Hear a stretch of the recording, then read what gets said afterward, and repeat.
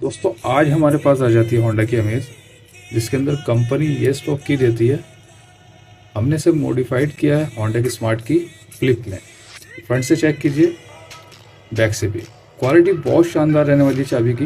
बाकी remote check कराता हूँ। लॉक, रिमोट भी बहुत स्मूथली काम करेगा।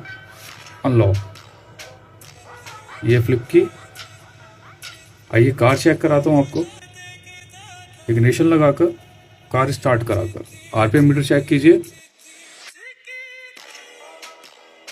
आपके पास भी कुछ होंडा की ये की है और आप इसे फ्लिप की करवाना चाहते हैं, ये आपके पास बहुत ही बेटर ऑप्शन है। आप इसके अंदर मॉडिफाइड करवा सकते हैं होंडा की स्मार्ट की लुक में। अंदर से भी रिमोट चेक करा देता हूँ एक बार आपको। ये चेक कीजिए, लॉक बटन, अनलॉक बटन। आपके पास भी कार है और उसे फ्लिप कराना चाहते हैं, स्क्रीन पर नंबर दिया गया, कॉन्टैक्ट कीजिए। Thank you.